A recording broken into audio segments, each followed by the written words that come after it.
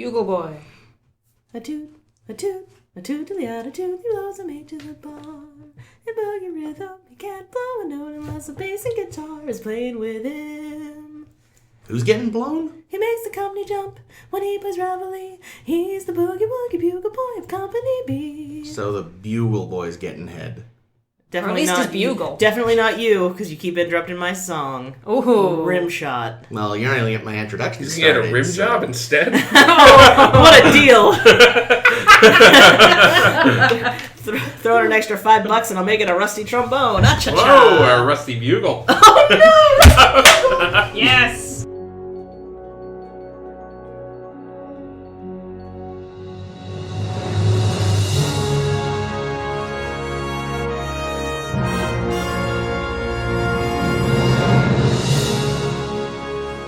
Hello, and welcome to A Star to Steer Her By, episode 37. Woo! Today we will be covering The Mark of Gideon and That Which Survives. Which survives? That Which Survives. Which is which?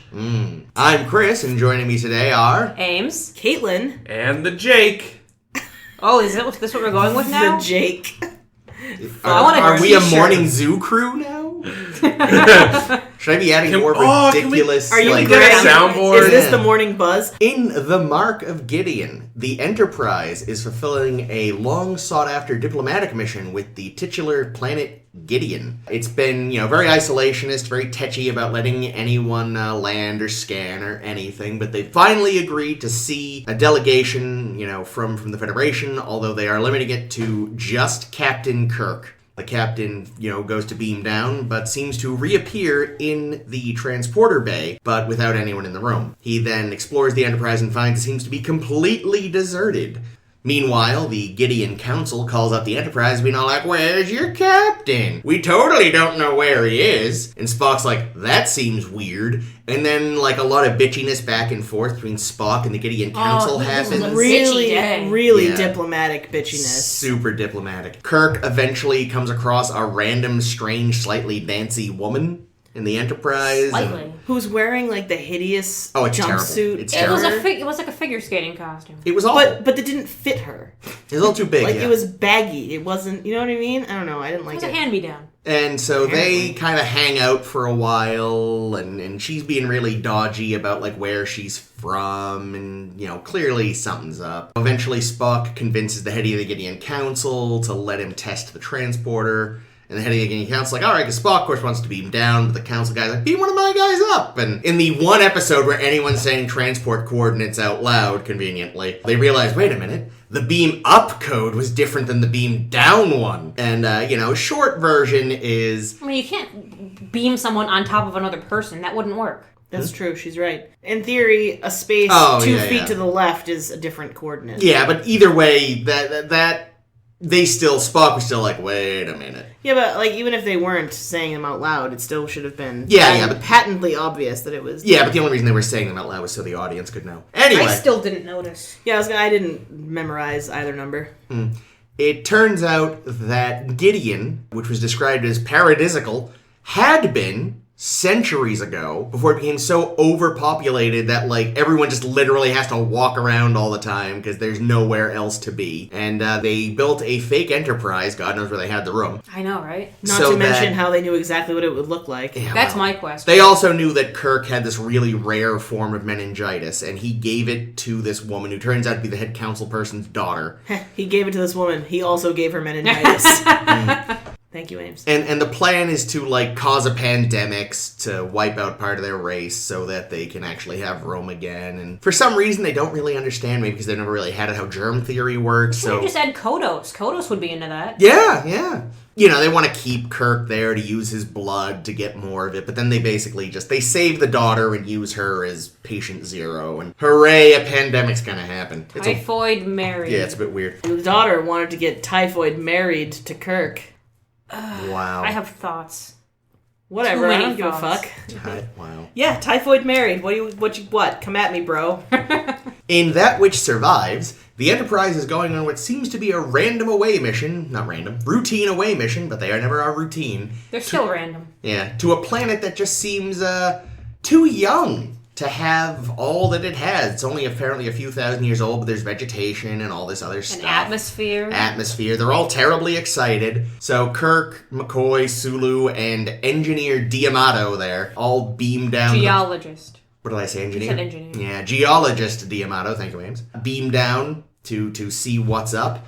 And at the same time they start to beam down, this random woman appears in the transporter room and touches the transporter operator, killing his ass dead. Disrupting all of his cells. Yeah. So the landing party gets onto the planet, and very shortly thereafter, a massive earthquake happens that's so massive that apparently it seems like the Enterprise is affected. Turns out what actually happened is the Enterprise was flung hundreds of light years away. 999.7 light years. And an odd number of days. Light days. Yeah, it was a heavy week of Spock pedantry. Well, especially that episode in particular. He's like, it will be exactly 11 hours and I do wish you'd be more precise, Lieutenant. Fuck off, Spock. Nobody's impressed. What are you, on your fucking period? So the landing party thinks, the Enterprise just vanished, maybe it's destroyed, so they start trying to plan how to survive. Meanwhile, the Enterprise starts heading back to the planet, and Scotty's all, something feels wrong here, and Spock's all, you illogical dickweed. Dickweed! Quote from the show. Yeah. I'm surprised that snuck by the censors. Jesus. So, on the planet, the woman reappears and kills D'Amato, and then tries to kill Sulu, but doesn't quite manage it. And they kind of work out that she can only kill one person at a time. And she apparently has to fucking announce it for some reason. Yeah, that seems like a flaw. But, worst assassin ever. Yeah, meanwhile, she's also still appearing on the Enterprise, and she murders the, one person on the whole ship with any security sense. That poor Watkins there. He's like, I'm gonna lie to her about what this system is. But then she's like, joke's on you, Watkins. I know exactly what this is. And Watkins is like, fuck. But also then he's like, Mr. Scott, there's somebody here. Yeah, his death scream was Which was the best thing that's ever happened. Farewell, Watkins. You know what it reminded me of? It kind of reminded me of, do you remember that episode, the first Halloween episode of South Park, where, they make zombies by accidentally mixing Worcestershire sauce into embalming fluid, and Cartman dresses up as Hitler, but they make him change. They make him a ghost, but he looks like a Klan member. Mm-hmm. And then he, sees Chef, and Chef kind of goes, ah! And runs away. It was, the exact same scream. It felt very similar. No? Just me? Back me up, Internet. So, basically, we kept cutting back and forth between the landing party and the ship. The ship starts having mechanical issues. There's this whole tense thing where Scotty has to reverse the polarity of the neutron flow or something to keep the ship from blowing up. Meanwhile, Kirk and company find the lair where the computer that's been sending out these assassin holograms is, and it finally thinks, wait a minute, what if I send more than one projection? So there's 3 women for, one for each of the remaining crew. And right before they can all be touched to death, Spock and some random red shirt show up, shoot the computer, much to my dismay. We get a little recording from the woman, they beam away, and everyone's happy. Yeah, you were really hoping for a little computer talk to death action. The minute I realized... He was trying on the lady. Yeah, he was even doing the, wrong to... I think so. The whole it's wrong to kill thing. I was like, oh man, we are gonna get a classic No, we aren't. Fuck, they just shot it. That's boring. I've never seen Chris so disappointed. Oh, so sad. It's not true. I mean, there have been worse episodes of this show, and he's been a little more disconsolate, but... Yeah, but I'm always a little special kind of sad whenever I think maybe a talk to death is coming, and then it doesn't happen. Mm-hmm. Both of these episodes have Spock in charge of the Enterprise again, being a fucking twat. I will say this, though. Alright, yeah, he's definitely being a hard ass, and he's being a bit of a pedant, and he's a bit grouchy. But he's doing a better job than he has in before, past episodes. Yeah. I still would have so much trouble following his orders, because he's just so anal retentive. I thought in the first episode, in the Gideon episode, he wasn't so bad, but definitely in the... in the Gideon episode, he was mostly upset with the diplomatic Yeah, shit. he was, and I felt that he wasn't being a cockbag, but he was he was cunting all over the place in the other one. He was just being a cunt. And he's also, was just being horrible, Uhura's do you think everything will be okay? And he's just I don't fucking know, we're going back. Shut up, Uhura, get back to your communication system. When she asks him if he's all right after he's fallen, he's like, oh yeah, I'm fine. What do you think happened? Obviously meaning in general. And he's like, well, I think I hit this specific... Okay, Spock, don't try to be funny. He definitely took his sass pills that morning. The thing with with Mark of Gideon, the only thing that was weird was a lot of the stuff it felt like Scotty would have been saying these things or Doc, not him. Like, Spock saying diplomacy seems to only exist to prolong a conflict feels less him and more... Again, if, like, Scott had been left in charge, diplomats just exist to prolong a conflict. You're like, yeah, that sounds like Scotty. Yeah, but I also think that, like, the dancing and niceties feels illogical when you just could get to the point and try That's true. So, like, I don't... But what I will say is that Sulu's pop, like, Russian history lesson on Gideon... No, that's was the other That one. Which Survives. But Oh, yeah. God damn it. Damn. All right, never mind. But yeah, like you said last night, it feels like, was he supposed to have been Chekhov? Yeah, well, because Chekhov wasn't there at all, so I wonder if it was like a last-minute switch, like, Koenig was like, oh, I have laryngitis. Cannot come to Star Trek. No, He's talked that way the in his own production could not, after building the rig to make the rocks That move, looked expensive. yeah, after spending all that money, they couldn't afford Walter Koenig's high price of a 25. salami sandwich. Salami sandwich. Yeah, A few weeks ago, it was $25 in a Snickers bar, so he's moving up in the world. I don't know. I've never seen a $25 salami sandwich. Well, you've never been. Unless it's one of I have. those really big, long party ones. No, you know. that's what they paid him in party subs. Oh, poor Yes, Walter. I I've hope Koenig. always party every wanted time. to be at a place that had one of those sandwiches. Sure, I've never seen one in real life. So I have this note, and it's kind of only half joking, but I kind of wonder if, Spock is like bitchy about diplomats, because even though him and his father are on better terms now, there's still some unresolved issues there. I mean, I feel like anybody could be really angry about bureaucrats and diplomats, just because it's impossible to get anything fucking done. I guess. Like, I'm surprised that they went through that channel to be like, oh, I want to beam down to the planet, despite the fact that the fucking Gideon peoples don't want me to. Kirk would just do it. Well, McCoy would just do it. it's Scott would Spock. just do it. Spock has to ask Starfleet, and Starfleet has to say, oh, nope, ask this division. And that division says, nope, ask Starfleet. And then you're stuck in a catch-22. You know why, Yep. though? I think Starfleet was on to the Typhoid Mary thing. Ooh, I like this. Because I just feel like, I don't know, I feel like they had What to would they know. want to sacrifice? One of their best captains to make it happen? Well, I kind of get I would guess, sacrifice the captain to make it happen. Oh, I like it. I would say that probably Starfleet was in on it, and probably they didn't know that was the deal.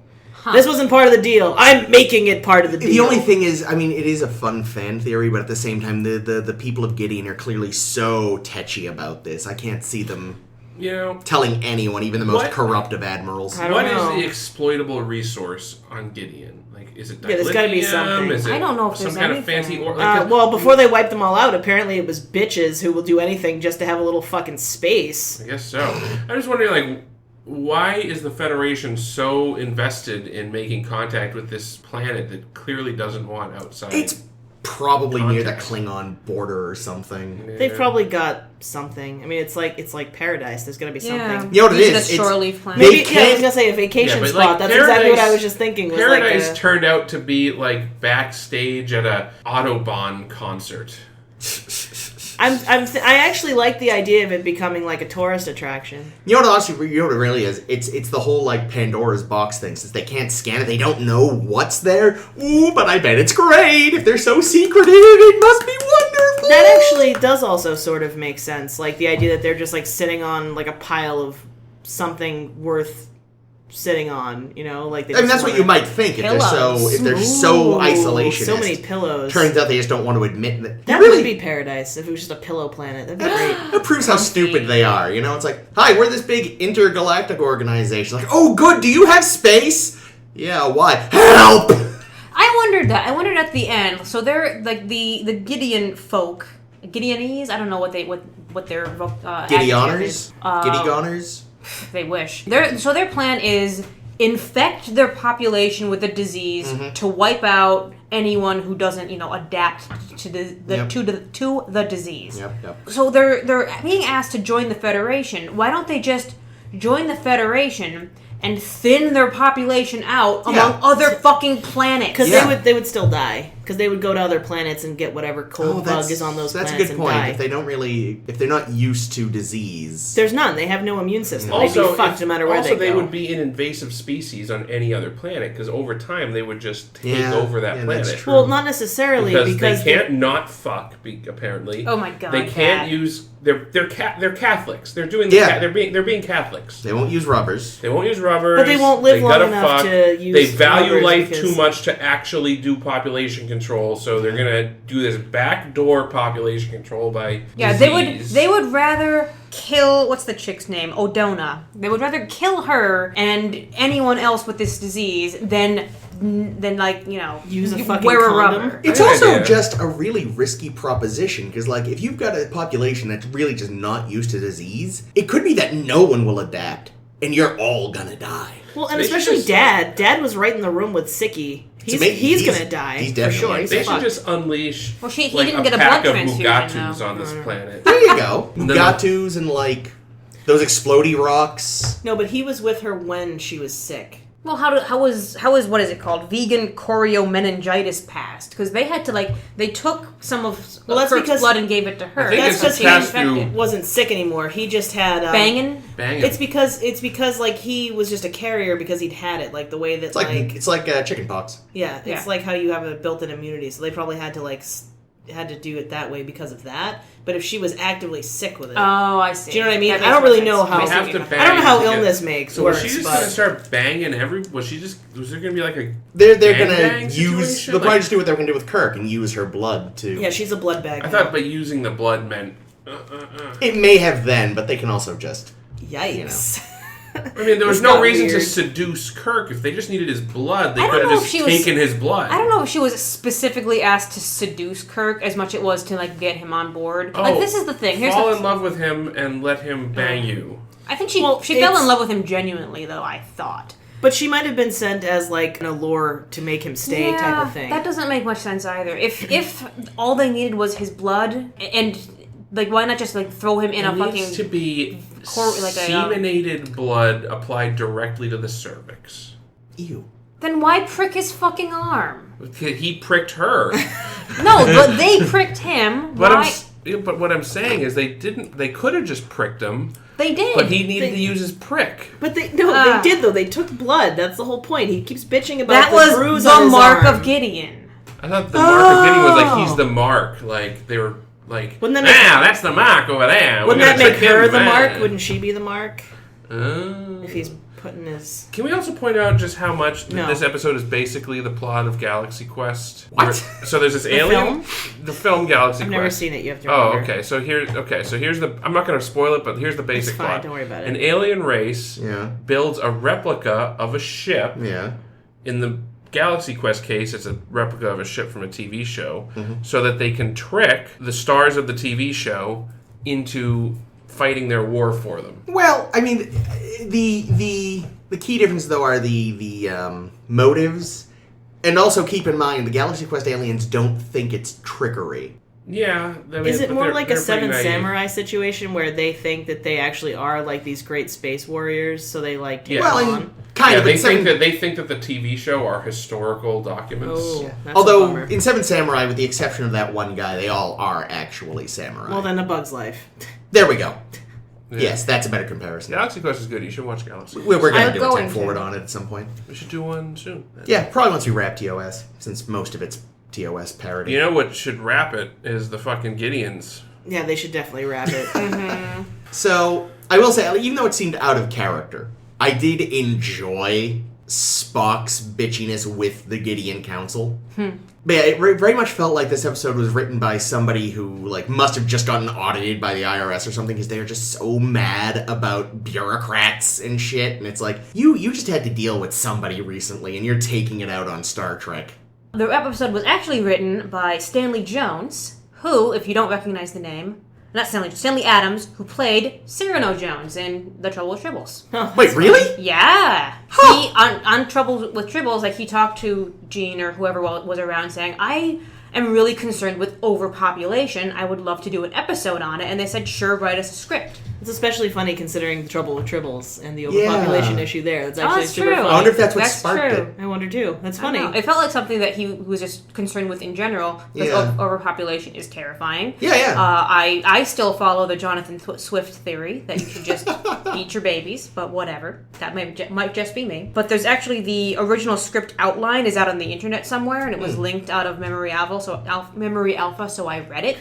Memory apples. Memory apples. It had, and the original treatment almost nothing to do with this episode. Huh. There wasn't a duplicate ship. Sure. They took Spock and McCoy and Chapel and Kirk down to the planet to use them for their blood, to basically turn them into blood bags of disease for their people and infect them. And there was apparently supposed to be like a weird forced feeding scene on Chapel because they just said, well, we'll just starve ourselves to death. And they're like, foie gras. Ugh. And they're like, nope, if you had to starve yourselves to death, we'll just force feed you. That which seems is fairly right. terrifying. I mean, if they're willing to wipe out their population with pandemics, of course they would force feed someone who's nothing to them. So then who did the later draft that was mad at bureaucrats? I don't know. Because that felt like more the point of the episode than anything by the end. I don't know. There was all that whole, you can't interfere with reproductive cycles. Yeah.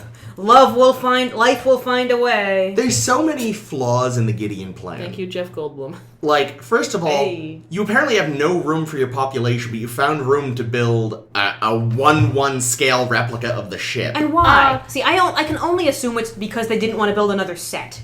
Because obviously. cheap. Yeah. Cheapskates. And But then- it's a if cool they're- concept, I guess. Oh, it is. You No. can trick the captain into thinking he's on the ship when he's not. But then also, How like... did he not figure it out right away? He shouldn't, I know he was trying to use all the boops and beeps on the Enterprise to be like, beep, boop, is anyone up there? When his communicator would work.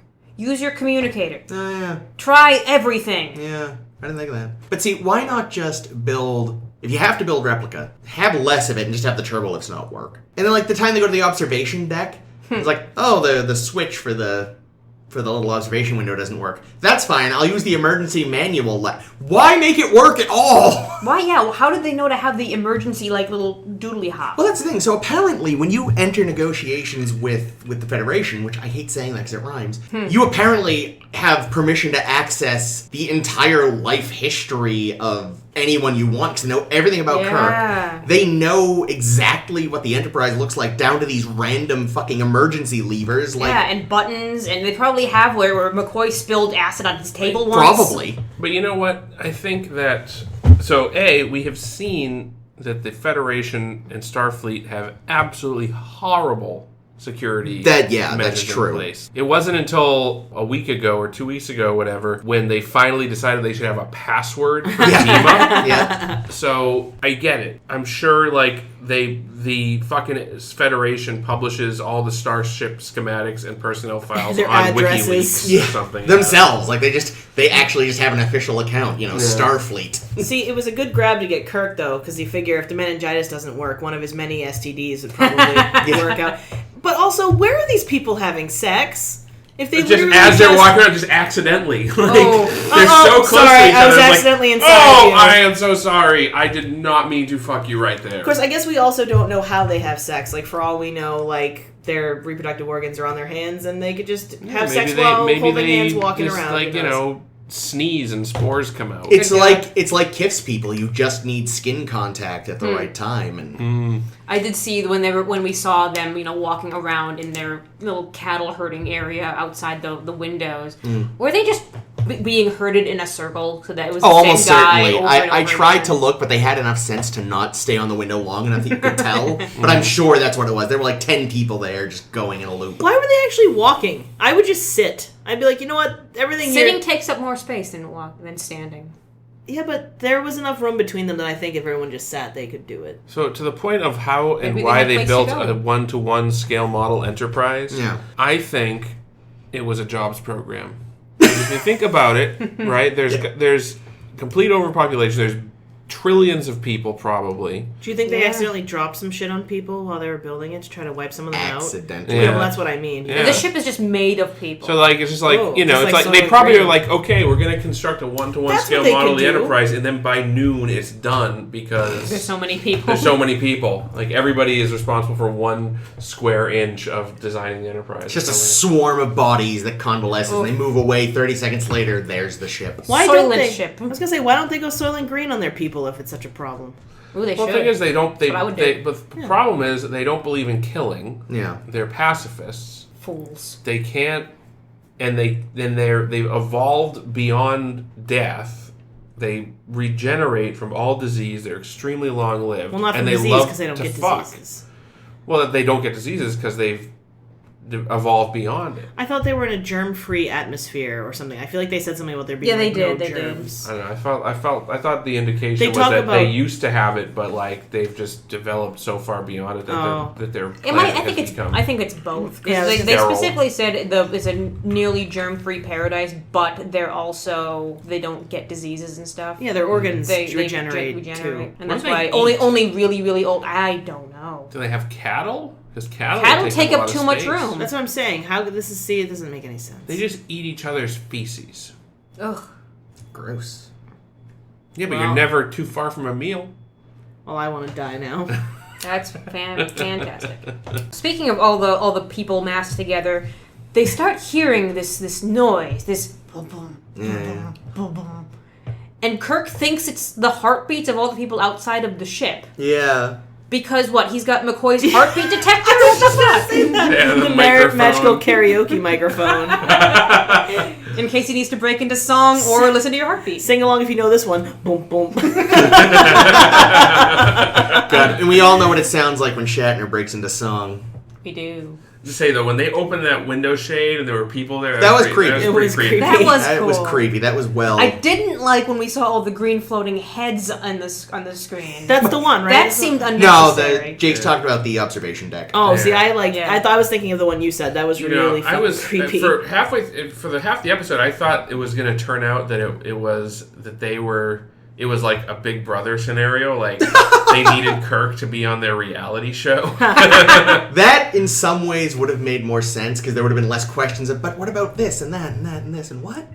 Yeah, if they just like built a set, yeah, it makes more sense as a. It's a sort of a Truman Show scenario. So they could have broken some fourth wall there too, because they could have had Kirk discovering that it's actually a soundstage. That would have been great.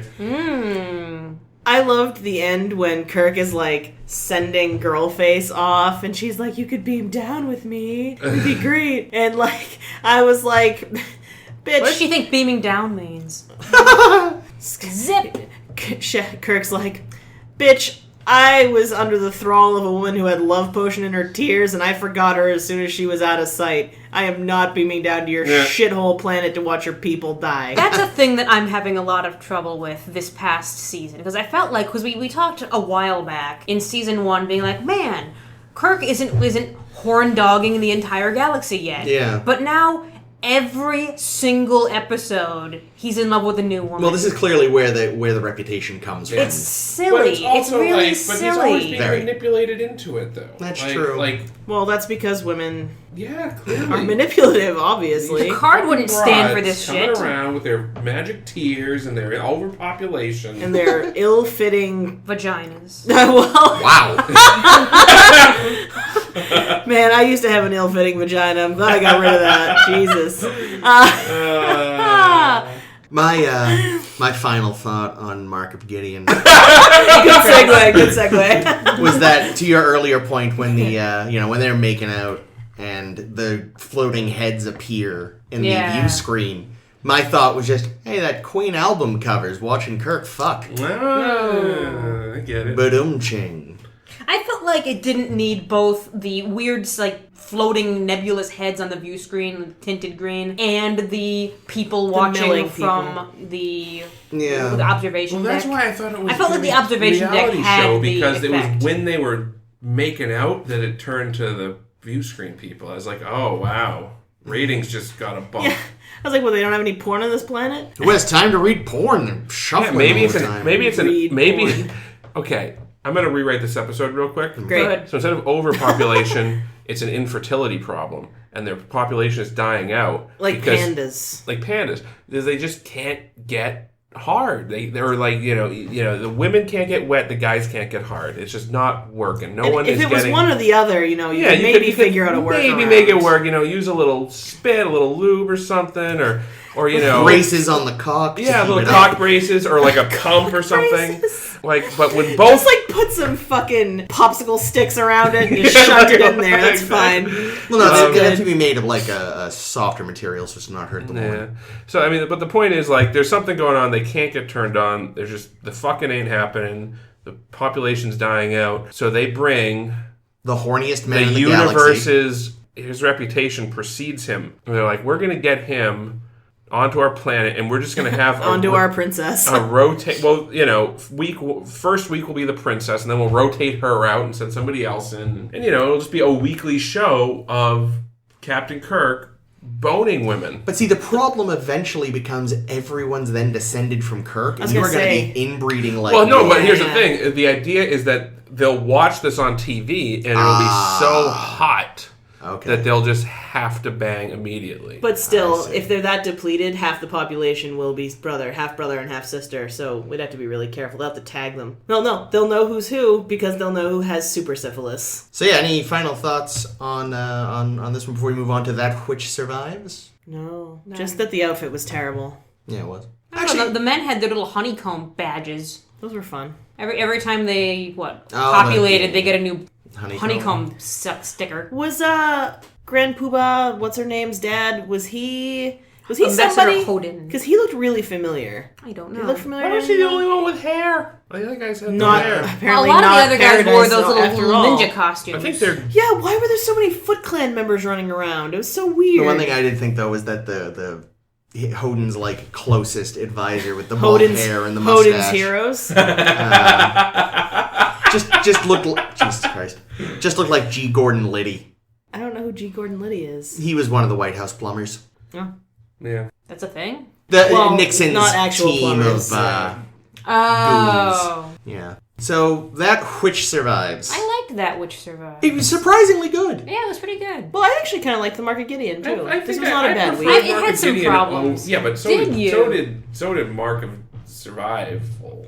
Wow. See, Mark of Gideon was fine. I didn't hate it, but I didn't love it. I actually did get distracted by the duplicate Enterprise ship nonsense. Yeah. I thought that was a cool thing. I didn't like it. I actually think I was distracted by it, and because it was very clearly we're doing this because we don't have the budget to get a new fucking set. I mean, everything in this season. Yeah, they spent all their money on the earthquake moving rocks. That looked pricey as fuck. And yet it was still clearly bouncy rubber and shit. And it was just that would make a great like kids moonwalk kind of bounce house area. It would. So I would go. So here's a little funny story about when we were watching That Which Survives. Right at the start of the episode, when they're about to beam down to the weird planet, Ames is like, "Oh, look, there's no red shirt on the trip because it was just two yellow shirts and two blue shirts." And then immediately, the red shirt, who does not go on the away mission, gets killed. Yeah. It's like, that's true. That was a red my shirt, bad. you're not even safe on the ship at this point. Yeah. Because whatever the alien force is will just transport themselves aboard. Yeah, and kill you. Losera anyway. is fucking powerful. Yeah, she travels 1,000 light years away. That's incredible. When the ship gets flung away, she still pops over there to kill off fucking his name? Watkins. Also a red shirt because he was engineering. Here's the thing: on the planet, she had to be programmed for an individual person. Well, she was still programmed for Watkins.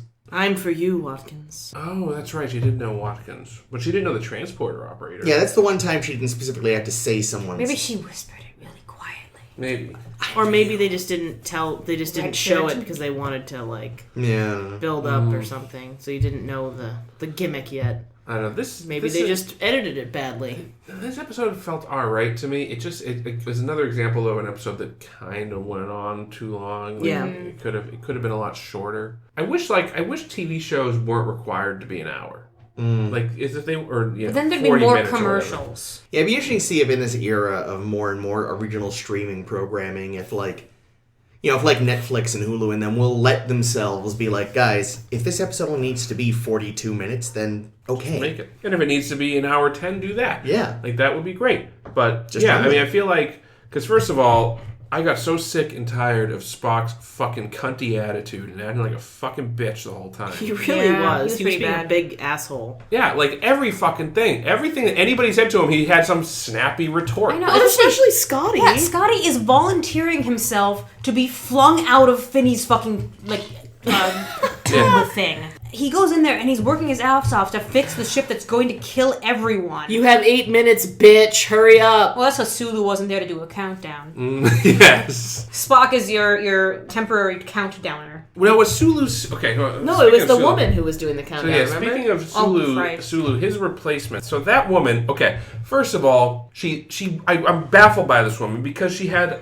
a ton of lines. She looked Well, I'm not even talking about that. I'm talking about her appearance. She looked... Jake's making fun of a face again. I'm not making fun of her face. I'm just saying she looked like... She looked young, but she had old features. She probably smoked and tanned a lot. Maybe. Oh, she was That is pretty what tan. that is what you did back then. And she also she had a dot on her forehead. Were they trying to suggest that she was Indian? I didn't even notice that. I didn't see that. Are you Oh, sure? no, that was definitely there. Maybe only in the HD version. But Yeah. But why would they do that in the HD version? Well, that's what I couldn't understand. Well, Or maybe maybe it it just was wasn't apparent clear. in ours Yeah. because... Yeah, either she had a zit right in She her might have forehead. had a mole or something. It was red though. Like Yeah, it it was was red. not. Or maybe she was picking at it. I don't know. Maybe. So like, because I'm like, I don't know her because I was life. very distracted by it. It's like because she didn't look Indian or speak with an Indian accent or anything, but she did look like an old lady. She had old lady features. Well, and she sounded like your fucking spinster aunt too. What I found interesting about it was I kind of wondered if, again, Walter Koenig was supposed to have been there,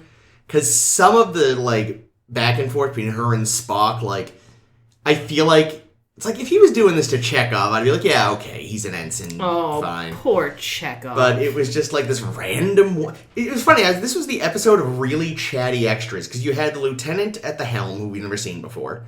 D'Amato there had a lot to do till he was nuked, and Mbenga was back. Oh, yay! And Watkins, he got to do something. Yeah, Watkins got to do quite a bit. Did you guys also think that D'Amato's name at first was Yamato? Yamato? And That's it what I was thought. why is he Asian? And Are they going to not have two Asian? Japanese people on? Well, the we show? were both 'Cause that's too much. Because I had written down a note wow, how pissed was Takei about a white guy playing Yamato, and I didn't say anything. And 2 minutes later, Caitlin goes, "How pissed do you think Takei was?" And then we realized, it's D'Amato, and they're just really not pronouncing it well. And then we felt racist. So good for us. Fine. Yeah, D'Amato. Yeah, I thought it was Yamato too. Yeah. And I was thinking of the Yamato, me which too. is the Galaxy class ship that gets blown up. I did not know that. D'Amato did get a nice little tomb with his He name did. on it. Yeah, which He got to be... how did they do that? Phasers. I think they went. Carved it in.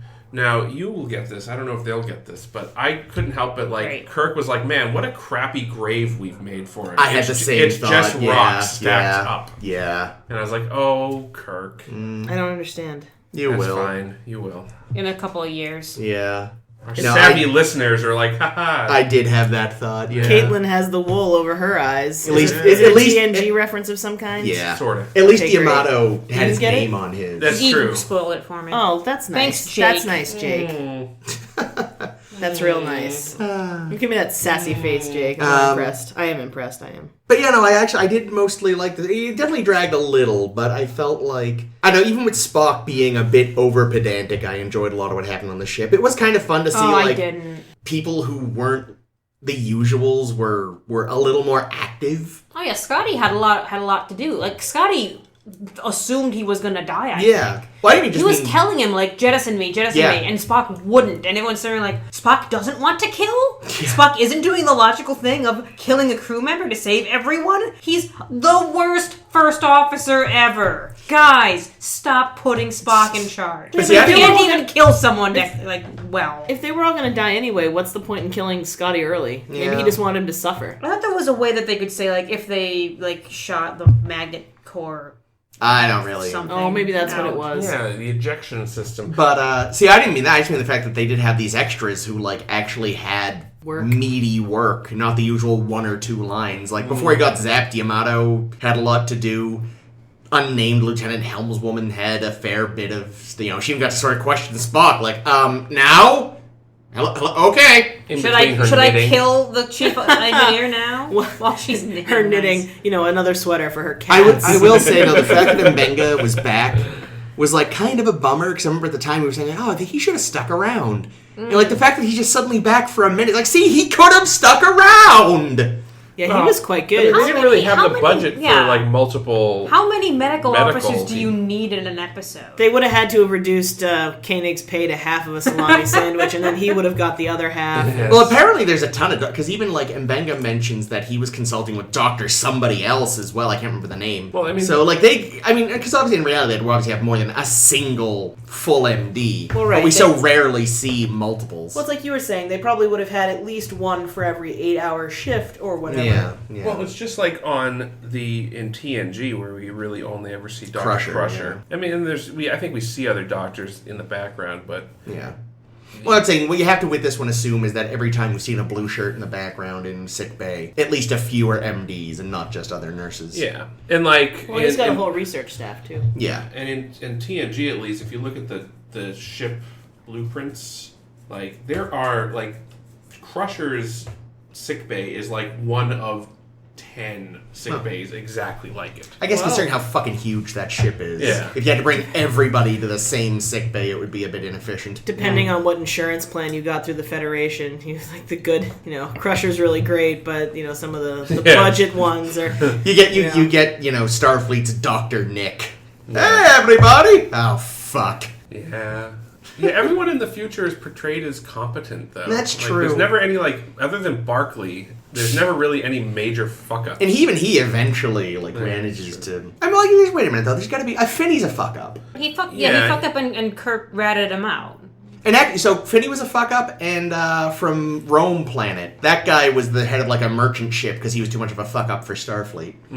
That thing, the problem is when we usually see fuck-ups, they're either corrupt or evil or... Yeah. It's kind of They promote all of the fuck-ups up out of, dangerous positions and just make them into admirals. That's it. It's kind of a really screwed up message when you think about how many of the people who just couldn't quite cut it in Starfleet just end up evil or spineless or whatever. Or, again, they end up failing upwards, which feels a bit too real. Yes. But and I was surprised because there was a point where when Scotty was in the antimatter pod, or wherever the fuck he was... Crawl space. And he's like, eject me! And then I see Spock press a button on the chair, and I'm like, did he press the Finney button? No, he ordered a Coke. It's the fourth button down, guys. Just do it. He accidentally hits it with his elbow. Fuck. Yes. I was doing that all day. I was very disappointed. They've had a lot of, and we've shared a few of them on the Facebook page at this point, but there's been a lot of footage of people trying out Bridge Crew, that VR Star Trek game, and most of it's going to be set on a Kelvin timeline starship, but there will be levels set on the original Enterprise, somehow with a different crew, but neither here nor there. So faithful representation of a 1960s Constitution class bridge, and the captain has all these panels, and I was very disappointed that there was just no eject button. Yeah. Except no jettison upgrade button. chair. No jettison button? Yeah, no. Except on the Kelvin timeline Enterprise, there is the eject button, but it just is eject the Beastie Boys tape that's Constantly playing flip on it to the B-side. It is a cassette. Come on, guys, it's the future. It has autoplay of the other side, Ames. Ooh. Please. Wait, that's the thing No, cassette no. players had? I had a Walkman that did that. Yeah. Ooh, it wow. Yeah, well, I don't think it was. It's I don't the know- future, I- Caitlin. It's the future my past. car It didn't- cassette deck did that. One of my I cars don't had know if that. it was auto, but I think if you flicked a lever, basically it would play the tape the Holy other way, so you could. Yeah, cow. it was This a really opens nice up my Walkman. world. Just It in doesn't. time for MP3s. You No. know what will blow your mind? I had my first car cassette deck had fast forward that would automatically detect the break between songs. Yep. So you'd be like, skip song. Oh, shit. My wow. same magical Walkman that had that could do that too. Yeah. Well, It and wasn't they have always record perfect. players that do that too. Did you know that? They have record Well, players that you can. can see on a record. Well, no, where the but break you in can the just song hit is. fast forward and it'll do Oh, it. really? I assume it's Yeah. the same with a record with a tape. It usually just similar. uses a light beam or a laser, depending on I how was gonna say, yeah, recent it is. because it would have to play the record really fast. I assume that is what it does. I really don't know. No, it actually stops the record and just kind of... No, actually plays it, but it goes across, and when it sees one of the thicker... plays it in that it's still spinning. But Yes. of course it's still spinning. They But have it's to not detect the beginning spinning of any the- faster or slower. Right. And it sees the gap. And that's why it actually only works with a standard. It doesn't work with picture discs, and certain colored vinyls won't work with it. Well, because It confuses the sensor. Sensor. Kids in your high-tech Transport. gizmodery. Anyway, this has been an obsolete audio-visual corner. Speaking of obsolete audio-visual stuff, Yes. how did you like Lucira winking out of existence like she was a 2D character? I enjoyed the hell out of it. I loved it. She was It so looked- cool. It looked pretty good. I figured look for the good. 1960s, it was a pretty good effect. And I liked the weird little music that would play every time. At I first miss the music. Oh yeah, and at first I thought it was just for the sake of the first time there that was for the sake of the soundtrack, but because it happened every time the same way, it's I think that's supposed to be in the world. That's great. It's like the Star Trek equivalent of that chord that would play in Clarissa Explains It All. Yeah, whenever Sam showed up. Hi, Sam. Mm-hmm. Yeah. But yeah, overall, Yeah, I don't know. It was a surprisingly pretty solid episode. Like, I don't know if it's in my top 5, but Yeah. I enjoyed it. That's one I would consider. Like, Mark of Gideon, probably won't ever watch that one again. This one, I maybe would. Yeah, I liked That Which Survives. I will admit that the whole, like, she can assassinate one person at a time and she must touch them. Yeah. And if there's, like, a thing in the way, she gives up. She gets very confused. Oh my god. Like, honey, like, you can't, like, do some, like, geeking moves. And It's like we said however many weeks ago now about the computer that controlled the Hollow world. It hadn't been defragged in a while, so, right. you know, it slipped a little. I did like that. A planet could be hollow. I kind of wondered if that was meant to be, like, a bit of a callback or not. It does feel, though, like she's, like, the dumbest, like, hyper, well, like, developed, far-reaching computer ever. Like, Yeah. she's like, wow, It's you have all also- this shit going for you, but you're really bad at this thing. But she feels regret, and that was weird. Well, that's it. Well, Because that's definitely a the computer malfunction. copied the woman. Then she's a terrible... But why even have this defense program? I think that was just something that had gone wrong. And actually, that is unusual. Like, why have this defense program on it's supposed to be like a man-made planet, an artificial planet that everyone's dead on anyway? Yeah. Like, what's Well, the point? they just left it on. They thought eventually someone would be showing up. We should, when we So get to what's the- TNG, why do this they reminds care? me a They're lot dead. of a TNG episode called The Arsenal of Freedom, which we'll get to, in which they stumble upon a planet that was a demo for a company that was selling war machines, and they go to this planet and they find out that they left the war machines are like these automated war. They left the shop demonstration on. They left the demo mode on, and these things keep coming out and killing people. Jesus Aw. Christ.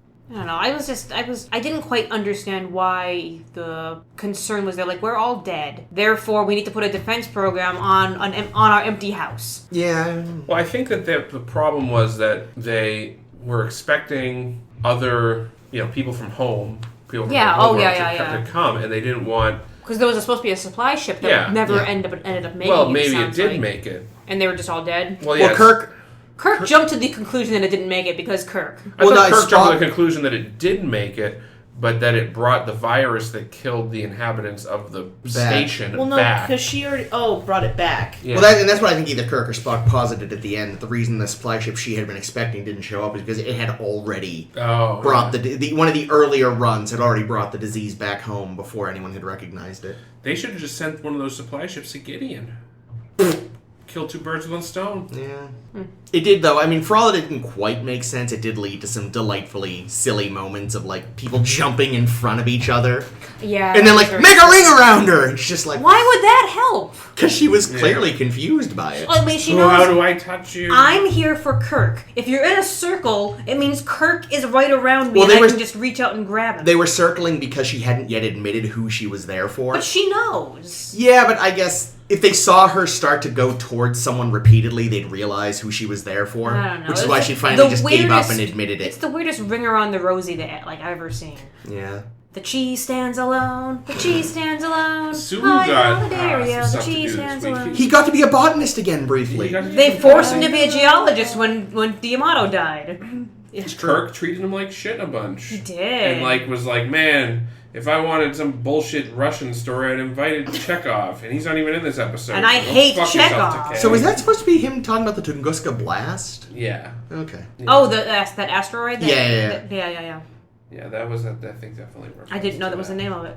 Yep, it is very popular with conspiracy loonies who want to claim that it's either a supernatural event or aliens crash landing. Well, I blame Ghostbusters for the supernatural event. Well, I think, so Dan Aykroyd is really into a lot of that stuff, so I think people already were thinking that, and he had just read it, because he actually is sort of nuts. Yeah, I knew that. He believes in the crystal. But that certainly, skull I think, crap. that certainly Believes spread. in what? Crystal skulls. That's why Dan Aykroyd is the creator of the Crystal Skull Oh, the vodka. vodka. Yeah. Are the crystal skulls in any way related to the crystal skulled aliens in Indiana Jones 4? Yeah, well, is yeah, that that's like what based that is? on. That's See, I never based- heard that before. Yeah, so that movie, that premise of that movie is based on a conspiracy. Well, not conspiracy theory, but a theory that there are these ancient skulls made out of crystal that were built by aliens and left in South America or someplace, and that were then found by archaeologists. Like, poor why? But it turns out that the truth is that they're not ancient, weren't crystal skulls of ancient aliens. They're just touristy, crappy glass skulls. Yeah. That Shocking. somebody's like, ooh, let's make these glass skulls in a factory and sell them. And make stories up about how they're definitely ancient aliens. And then lead to the movie that makes Temple of Doom look good. Star Trek. Star Trek. What's a shame is at the end where they just kind of like reduce Losira to her looks. Yeah. She's so hot. It's such a shame that she died. I know, she was so beautiful. I would tap Yeah, that. Kirk. Yeah, Kirk And was... McCoy. McCoy was into it too. Well, Kirk's like, she was an extraordinary... You don't know shit about her. For all you know, she was, like, the worst administrator ever. You have no idea. You met a version of her as imagined by a weird disco cube. I want a disco cube, The by disco the way. cube was great. I know, when they walk in and they say, quick, shoot the computer, and they immediately shoot what looks like a fluorescent lamp. Also, the extra that did the shooting, man, was that guy phoning it in. My note was like, oh, thank goodness, it's Spock and that guy. Him. It's like they TV Guide had like a mail-in contest Yeah. to appear on an episode of Star Trek, and that guy won. Oh, or like it was supposed to be doing, but like they forgot to tell him, so he'd gone on vacation. He was still in that crawl space. So he didn't know he was doing it? So they just took like one of the grips and slapped a shirt on him and called it a day. Well, he was gripping that gun. I don't know. Sorry, Oh. I'll see myself out now. Poor Caitlin. But I mean, it was the only thing in the room that was obviously technological, so it kind of makes sense. I don't know. If they had just shot the lamp out, I would have laughed. That would have been kind of funny. Like, Now we can't fucking see, and the bitch is still circling. Help. And there's 5 of them now. One for each of us. Why did the computer even let them into its lair? Yeah, that was an attempt to kill them, I guess. If they're in a more confined space and Just wait till they fall asleep and then send out. Yeah, Sarah well, they to kept kill having them. they had I one have person a gun waiting. in my room. I can go get it. We can shoot them together. But because of her regret, she probably would have felt compelled to wake them up first. Like, Jim Kirk, Well, Jim, wake up! Oh fuck! He tries to shake them awake. There we go, Ames. That's why she ultimately kept having to tell him. It was actually not part of the computer program. It was her personality forcing it, the guilt. and shit? Yeah. I know you, James Kirk. It's like how I apologize to centipedes before I kill them. Yeah. Any bug, I always do. Do you? I'm always like, I'm sorry. Yeah. Hmm. I don't know what's happened to me. No, my final note is, as they're on the planet, like trying to figure out how will we survive? There's not enough water. We can't figure out how these plants live, etc. There's a virus or some shit. Diamato dies, and I'm like, eat him. Why is this a debate? I don't know. Disrupted cells is probably not good. I don't know. It might fry up nice. A little butter. It's certainly better than nothing. One of my notes here is the bit where Sulu was running away from Leocera or whatever her name was and trips over a rock. I just went, what, Sulu? What the fuck? Are you Chekhov all of a sudden? That's a Chekhov move. Poor Chekhov. Yeah. Poor Walter Koenig in general. Fucking Chekhov wasn't even in these episodes, and I kept being like, oh, don't hurt yourself, Walter, to everyone. I know it couldn't happen. I just wanted Scotty, when shit started going down. I just want to be like, I told you something fell off, you pointy-head douche. Feelings have nothing to do with the running of a ship. And yet he's always the one who's like, yes, Jim, you used your intuition to blah, blah, blah. It's like, so make up your mind. Logic wasn't enough today. Stop being a bitch. Not you, Ames. Spock. Oh no, I'm a bitch too. Wow. I'm a lover. But I'm also not commanding a starship. Spock, you pointy-eared bastard. He's lost his Falcon mind. Yeah. Softballs. Man, overall, this is one I don't think I'd ever seen. And so I didn't really know what to expect. But overall, I quite enjoyed it. Oh, okay. That was what was fun about Mark of Gideon. At one point, I looked at Chris and I was like, is he a goddamn smallpox blanket? And he's like, yeah. And I was like, son of a bitch. Yeah, because that was the other thing. I had seen that one and I remembered what the point was, so... I don't know how well the episode works if you don't already know the ending. Like, is it better? Is it worse? Because I was sitting there like, I already know what's happening. Let's move on. Because I knew the summary before I watched the episode, so I knew it wasn't the actual Enterprise, so I could only figure, like, wow, what if people... It could have been, like, he was transported into the future, or... Yeah. That's why you didn't like it. I had no idea until I knew, and then I was like, "Oh shit!" No, see, I think overpopulation is a cool theme. Yeah, absolutely. And how to combat that, very interesting. Yeah, like kudos to Stanley Jones, I think. Yeah, Stanley Cooper. For the base idea. It's turned off right now. For the base idea, even if they kind of took it to a weird place, especially because I feel like too when you look at I think obviously it's still a concern now, but I think it was kind of a newish concern then. Like, I think the 60s were probably the first time people were going like, wait, guys, there legit could be too many of us someday. What are we going to eat? Like, that hadn't, I think, been a thought for 50 for years. a long time. And see what happens. Because we can't not bang. No, and that was the other thing in Mark of Gideon, because I'd also read the original treatment that had a very different way of going about it, in which McCoy had a whole lot more to do. And everyone else, like, weren't separated. Like, Kirk's on the fake ship, everyone else is on the real ship. They're each having individual little games to play. Yeah. But they were all together instead. Okay. So it was a very different dynamic. So watching the episode, I'm like, what if they were all together? Yeah. That would be more dynamic, maybe. Yeah, I don't know how the Kirk had people to hang with when he was on. Gideon? Did they give the artificial planet a name in that which survives? Did it have one? Oh, I have the cards. Yeah, you have the cards. Because if they did, I missed it. No. Okay. Stink Rock. Fraggle Rock. Yeah, we heard Losira's original planet name, which I've forgotten already. Yeah, me too. That was one thing that was good with that too, was the people on the planet did seem to genuinely be behaving as though they thought the Enterprise was just gone. I think too often in shows, like, there's sort of a meta thing where the characters, even in Star Trek does it too, where like characters know that at the end of the day they'll be fine on some level. But this one, there was a bit more, like, honest, like, we might be screwed. Yeah, we should probably figure out how to survive here. Which you don't always see, so that was nice.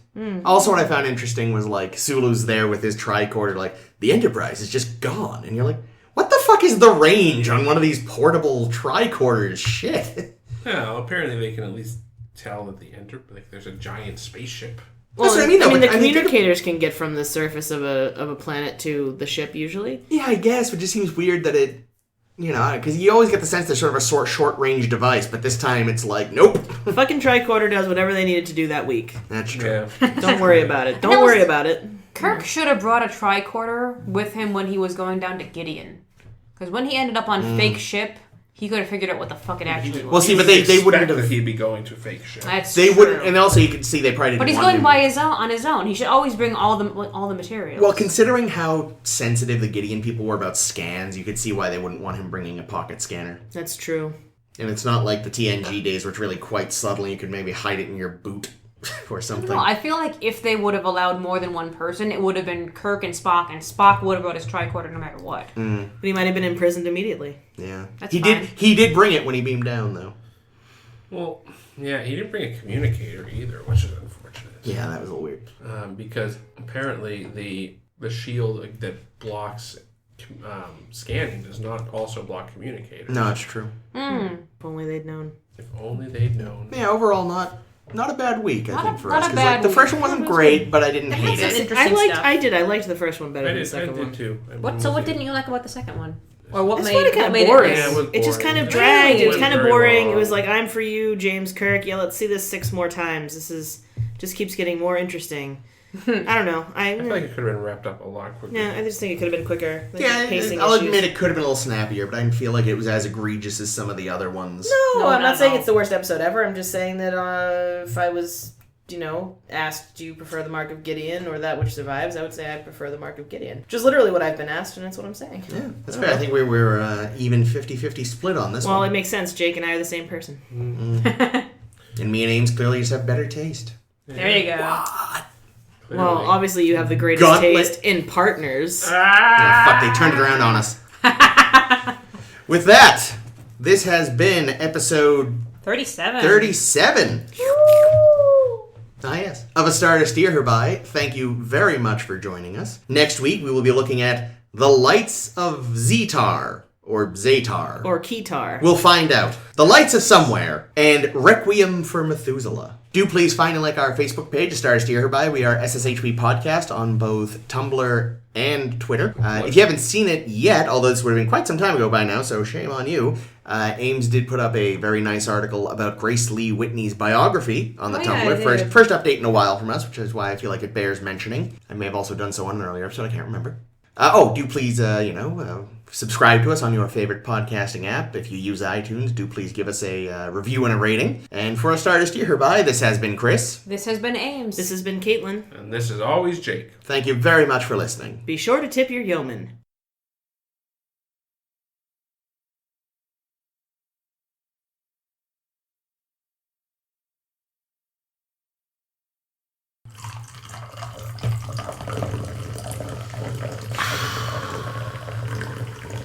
Jake, not at the table! Why is your piss frothy? Is it supposed to fizz like that? This is really mature. I know, coming from me. Honestly, this is making me kind of feel like I have to pee.